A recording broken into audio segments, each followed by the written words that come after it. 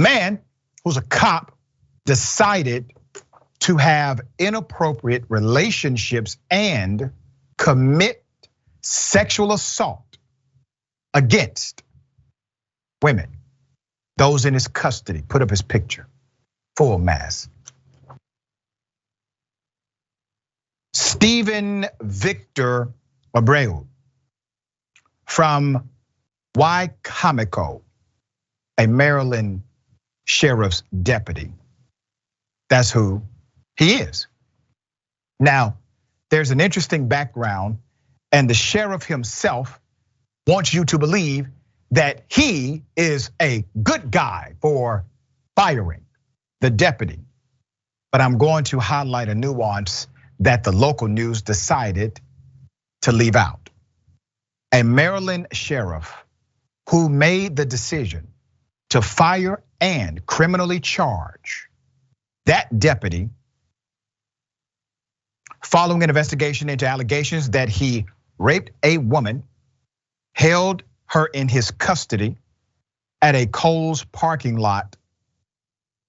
They spoke to Fox News Digital about how law enforcement has been forced to, and I quote, lower our standards in hiring in the post-defund-police era.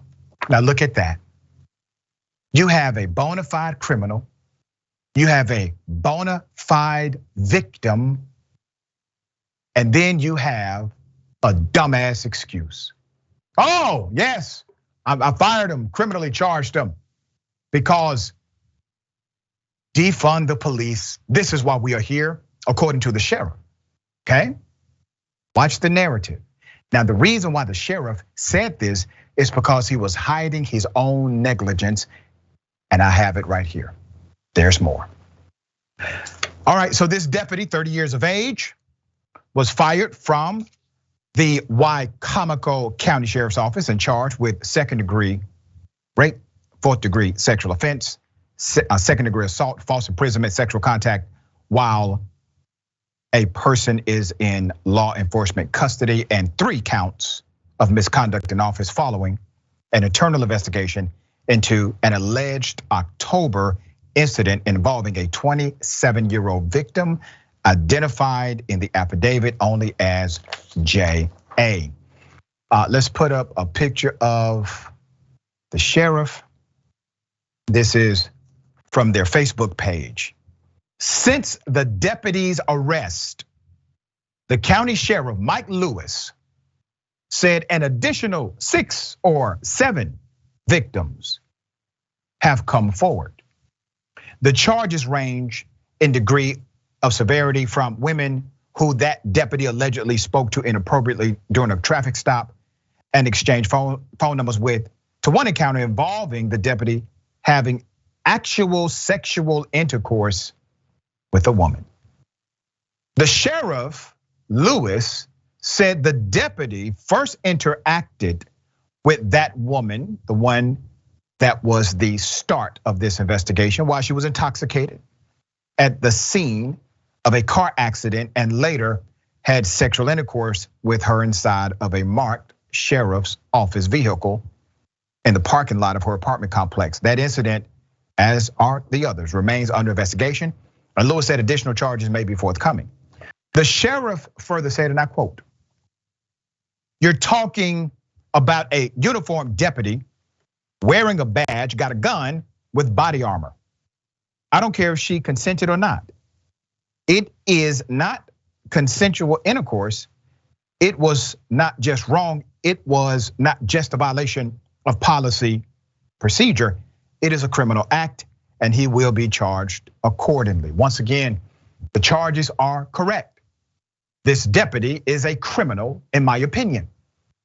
These allegations are serious and the victims are real. Now, the sheriff is talking a big game, but there's another background to this story. The deputy was found to have categorized the body camera footage, because remember, these interactions were police interactions. There's an automatic response of the body camera, and it was still manipulated. Watch how they manipulated the footage. The deputy was found to have categorized the body camera of the alleged inappropriate exchange during the traffic stop incorrectly as training, so that the footage captured would remain saved for a shorter amount of time, the source explained. The deputy was then reportedly disciplined and docked a whopping 4 days or about $800 out of his leave bank. Watch this. What's happening right now? You have a deputy who has literally decided to manipulate evidence, categorize it as training so that it has a shorter shelf life and there's no evidence of the crime he committed. They knew of this. Did they fire him? No. Did they charge him with tampering with evidence? No. Did they even suspend the guy and say, we will bring you back once an official investigation is done as to why you are hiding evidence from us? No. He received literally a slap on the wrist and nothing else. All right. The source added that a captain allegedly remarked that he would not fire this deputy because he felt the deputy would, and I quote, straighten out. And that the department was short on manpower because no one wants to be a cop anymore. Once again, blaming it on the narrative that they created against themselves. The source added that police administrators are neglectful and derelict in their duty to stop this predator. The sheriff admitted that the deputy did manipulate his body camera during that incident and received disciplinary action. Who do you think he learned it from? Do you think he just came up with this idea on his own? Do you think he's the only officer in that department doing it? No. Has there been an investigation to see the systemic impact, this culture of corrupt policing, what impact it has made in that local community? Of course not. They would like to summarize it in this one person who's obviously a criminal and someone who should not be on the streets. But he's not the only one, I can guarantee you that. Now, while this sheriff is saying things like, this is happening because we can't hire more police because of defund the police. Well, sir, I checked your budget. You all actually have more money than you've ever had before in your county budget for policing. So how do you blame defund the police when you literally have a higher budget this year, last year, and the year before than you have had in decades in that sheriff's department? Oh, you were deflecting from the reality that you knew this cop was dirty and you kept him on anyway. All right, David, thoughts here?